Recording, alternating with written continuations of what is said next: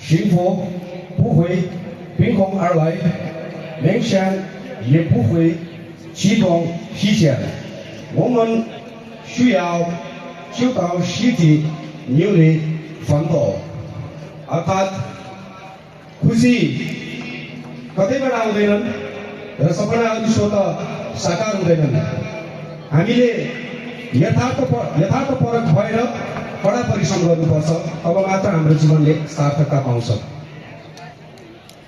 आजको यस ऐतिहासिक 37औं स्थापना दिवसको सभाध्यक्षज्यू र यसै गरी यस कार्यक्रमको प्रमुख अतिथि तथा मङ्गोल नेसनल अर्गनाइजेसनको डुकटुकी केन्द्रीय प्रवक्ता रिन्चेन तामाङज्यू र यसै गरी यस कार्यक्रममा विशिष्ट अतिथिको रूपमा भूमिका निर्वाह गरिराख्नुभएका मङ्गोल नेसनल अर्गनाइजेसनको केन्द्रीय सर्वोच्च सभा सदस्य तथा पूर्व प्रवक्ता दिलीप दिमालज्यू र यसै गरी मङ्गोल नेसनल अर्गनाइजेसन सर्वोच्च सभा सदस्य तथा आजको यस कार्यक्रमको विशेष अतिथि अक्कल तामाङज्यू, ड्यासमाथि सम्पूर्ण अतिथिगण, जिल्ला सभाका अध्यक्षज्यूहरू, विभिन्न गाउँ सभा वडा सभाबाट पाल्नुभएका महानुभावहरू, पदाधिकारीज्यूहरू, बागमती प्रान्तीय सभाका कुना कन्द्रहाटबाट पाल्नुभएको तपाईँ तमाम मूलवासी मङ्गोल शुभचिन्तक, समर्थक र मङ्गोल माया गर्ने यो देशका वृहत नेपालीहरूलाई मङ्गोल नेसनल अर्गनाइजेसन जिल्ला सभा रोस्टरको तर्फबाट र म विरोधीको तर्फबाट न्यानो अभिवादन टक्राउन चाहन्छु। सम्पूर्णले स्वीकार्नुहोस्। जय मङ्गोल। म आज सम्मानित मञ्चमा उभिराख्दाखेरि म नेता भएर उभिरहेको छैन। म यो मञ्चमा उभिराख्दाखेरि एक सिङ्गो तिरस्कृत गरिएको युवा पुस्ताको प्रतिनिधि बन्ने कोसिस गरिरहेको छु। कलिले उमेरमा, सानै उमेरमा, युवा अवस्थामा नै आफ्नो आमाको काख छोडेर परदेशी जीवन जिउन बाध्य पारिएको युवाहरूको पीडाको स्वर र त्यो आवाज बन्ने कोसिस गरेर उभिरहेको छु। यो देशमा अनागरिक बनाइएको, आफ्नै घरभित्र दास बनाइएको वृहत जनताहरूको अधिकार बन्ने कोसिस गरेर उभिरहेको छु। भाद्र 23 र 24 गते देशमा आमूल परिवर्तनको निम्ति, यो देशमा भएको व्यतिथि विसङ्गति र भ्रष्टाचारको विरुद्धमा आफ्नो ज्यानको बाजी थापेर युद्धको मैदानमा होमिएका ती जेन्जी पुस्ताहरूलाई आफ्नो प्रेरणा मानेर उभिरहेको छु। यो मञ्चमा उभिराख्दाखेरि म तपाईँहरूलाई एउटै प्रश्न गर्न चाहन्छु। तपाईँहरू अर्थात् हामी यो देशको बृहत्तर नेपालीहरू सधैँभरि सुतिराख्ने हो कि अब जाग्ने हो? तपाईँ हामी सधैँभरि अरूले दिएको दयाको भिख मागेर बाँच्ने हो कि अब न्यायको निम्ति उठ्ने हो? उठ्नै पर्छ।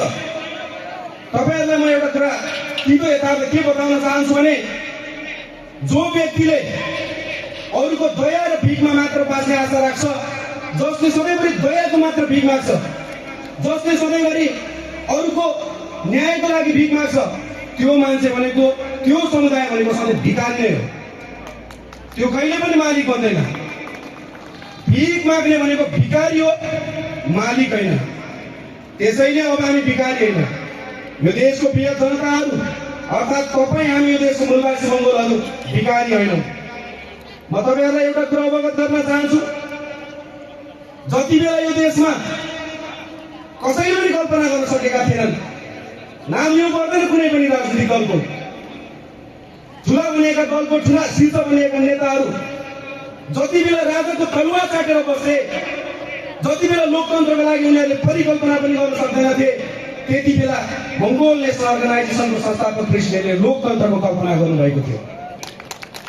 जति बेला एकल हिन्दू राज्यको यो देशमा पकड थियो, अन्य धर्मावलम्बीहरूलाई आफ्नो धर्म, आफ्नो संस्कार संस्कृति अभ्यास गर्ने प्रतिबन्ध लगाएको थियो, त्यति बेला धर्मनिरपेक्षताको लागि बोल्ने एउटै मात्र आवाज थियो, एउटै मात्र व्यक्ति थियो, त्यो भनेको महामानव डाक्टर गोपाल गुरुङ।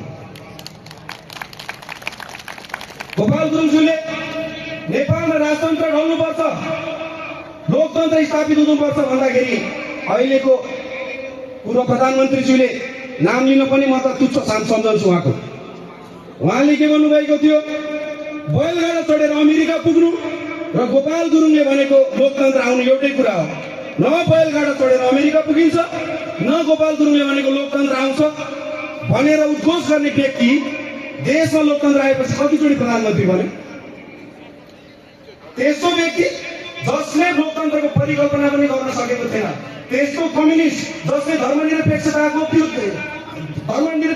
लागि बोल्न पनि सकेन, जसले प्रान्तीयताको कल्पना पनि गर्न सकेन, त्यस्ता व्यक्तिहरू फेरि लोकतन्त्रमा आएर प्रधानमन्त्री बनिसकेपछि यो देशले विकास पाउँछ? पाउँदैन।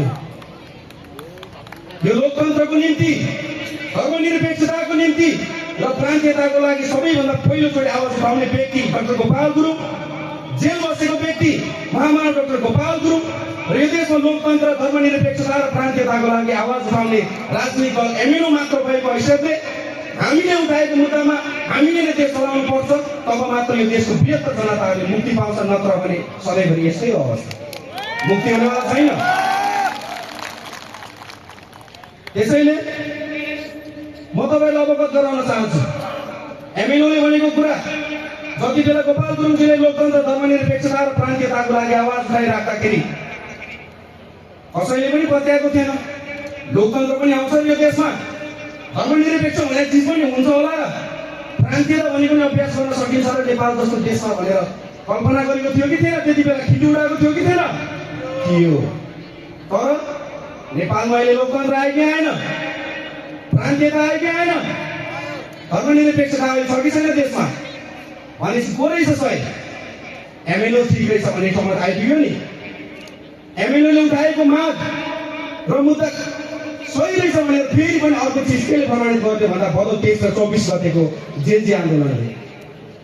जेनजी आन्दोलनको दुईटा मुद्दा के थियो? प्रत्यक्ष जनताबाट निर्वाचित कार्यकारी राष्ट्र प्रमुख, अर्को मुद्दा भ्रष्टाचारीलाई कारबाही र भ्रष्टाचारको अन्त्य। मङ्गोल नेसनल अर्गनाइजेसनले आफ्नो घोषणा पत्रमा समावेश गरेर नेपालमा प्रत्यक्ष निर्वाचित कार्यकारी प्रमुख हुनुपर्छ भनेर बोलेको कति वर्ष भयो? 36 वर्ष पुरा भएर आज 37 वर्ष टेक्यो। टेक्यो कि टेकेन? टेक्यो। यो देशमा भ्रष्टाचारीलाई, कालाबजारीलाई कारबाही हुनुपर्छ भनेर नारा लगाएको कति वर्ष भयो? 36 वर्ष पुरा भएर आज 37 वर्ष टेक्यो। हामीले अघि र्याली लगाउँदा पनि त्यो नारा लगायो कि लगाएनौँ? लगायो। भनिसकेपछि एमएनओले भनेको ठाउँमा देश आइपुग्यो कि आइपुगेन? आइपुग्यो। हो, त्यो भएको कारणले गर्दा यो देशमा दूरदर्शी भिजन र यो देशलाई माटो सुहाउँदो, यहाँको वातावरण सुहाउँदो, यहाँको बृहत्तर जनताहरूलाई अधिकार सम्पन्न बनाउने एउटै मात्र दल छ, त्यो भनेको के हो? मङ्गोल नेसनल अर्गनाइजेसन। त्यसैले म तपाईँलाई अवगत गराउन चाहन्छु, टुक्रा टुक्रामा विभाजन भएको समाज, साम्प्रदायिक सोचमा फसेको समाज, धार्मिकतामा अड्किएको समाजले कहिले पनि मुक्ति पाउँदैन। विभाजनमा बाँडिएको समाज कहिले पनि सत्ता र शक्तिमा पुग्न सक्दैन। राईले तामाङलाई देख्दा घृणा गर्ने, तामाङले दलितलाई देख्दा घृणा गर्ने, कति दलितले फेरि मगरलाई देख्दा घृणा गर्ने। हामी टुक्रा टुक्रामा विभाजन गरिएको छ, मास्टर प्लान गरिएको छ। योजनाबद्ध हामीलाई चाहिँ एउटा मास्टर प्लानको एउटा चक्रव्यूहमा फसाइएको छ र त्यो चक्रव्यूहबाट फस्ने एउटै मात्र उपाय चुनाव चिन्ह कुराको बाली। भाले बासिसकेको छ नेपालमा। अब बृहत्तर जनताहरू पनि जाग्ने बेला आएको छ। अब जागिन भने ढिलो हुन्छ है। अब हामी जाग्ने कि नजाग्ने? अब हामी उठ्ने कि नउठ्ने? अब हामी यो देशमा शासित भएर बस्ने कि शासक बन्ने? अब हामी यो देशको नागरिक बन्ने कि रैती बन्ने? यो देशको हामी नागरिक बन्नुपर्छ। हाम्रो मानव अधिकार र अस्तित्व कहाँ कुण्ठित गरेर राखेको छ भन्दा सिंहदरबारभित्र कैद गरेर राखिएको छ।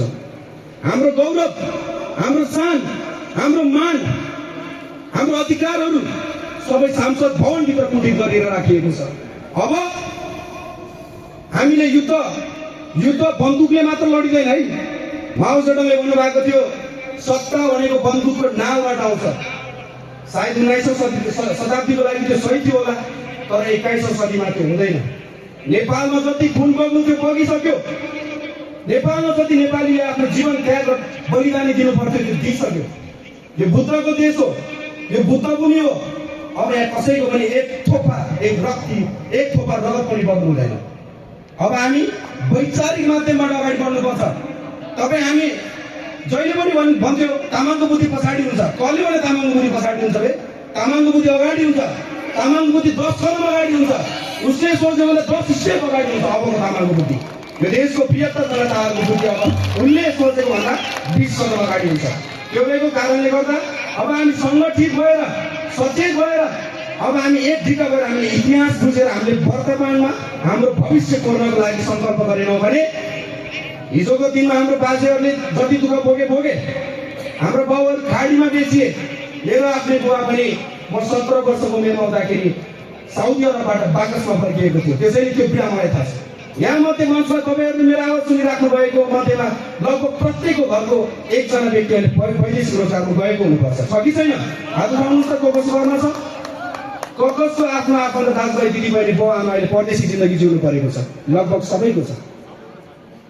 यो बाध्यता कसले बनायो? हामीले बनाएको।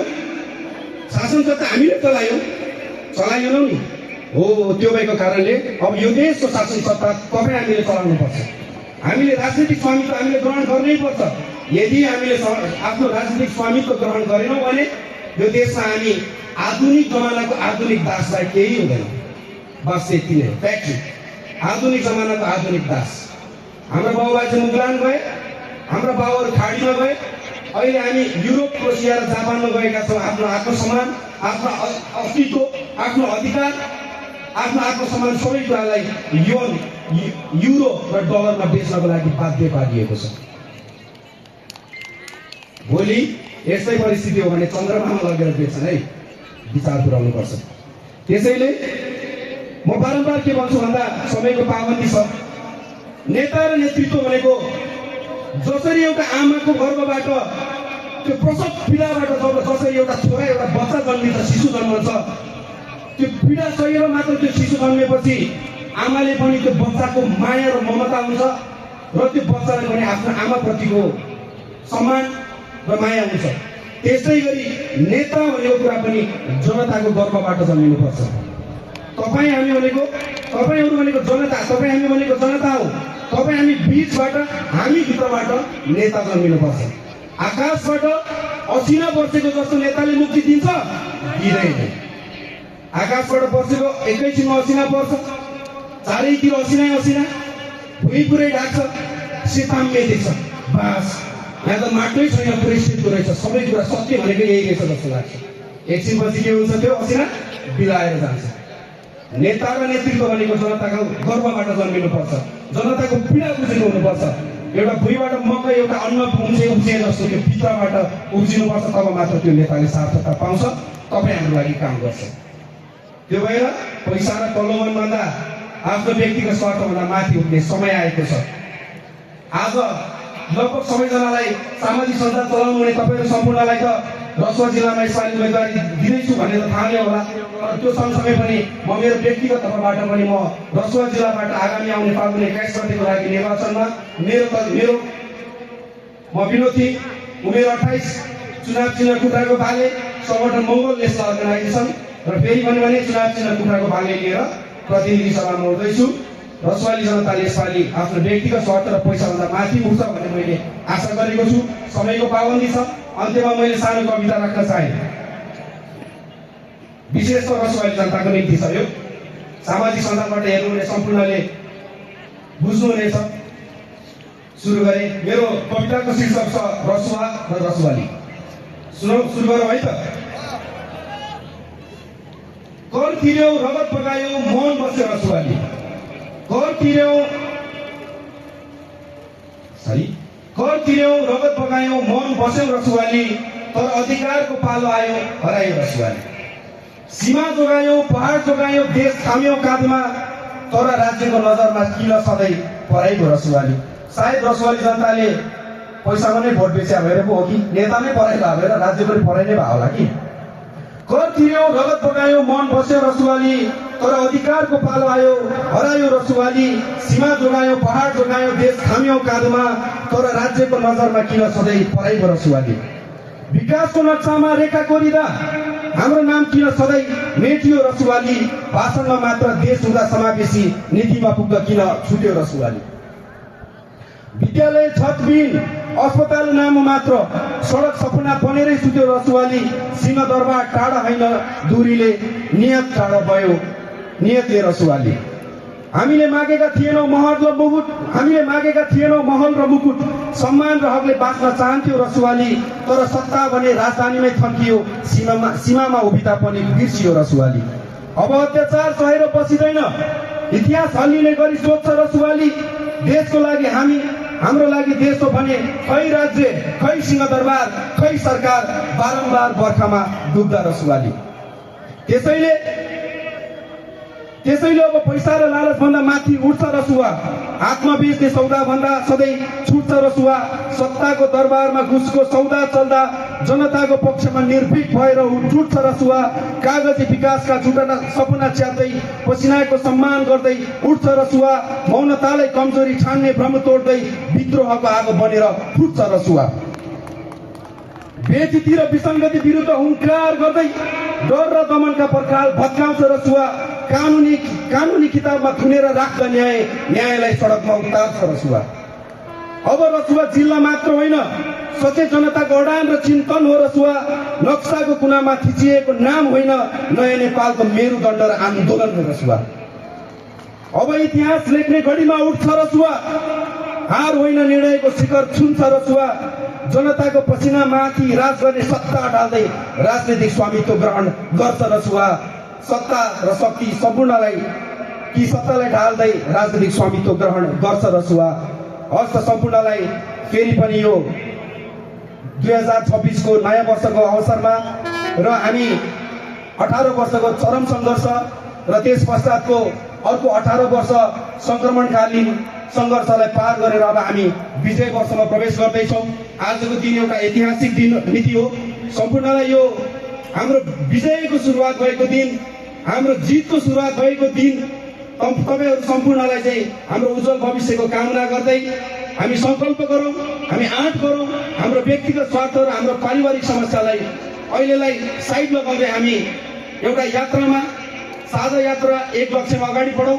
हाम्रो जितले हामीलाई पर्खिरहेको छ, हाम्रो उज्जवल भविष्यले हामीलाई कुरिरहेको छ भन्दै तपाईहरू सम्पूर्णलाई हाम्रो विजय वर्षमा प्रवेश गरेको आजको यस दिनको शुभकामना व्यक्त गर्दै हामी फेरि भेट्ने अभिलाषाको साथ तपाईहरूको माझबाट अहिलेको निमित्त भने म बिदा हुन चाहन्छु। हवस् त, स्वीकार्नुहोस्। जय मङ्गल।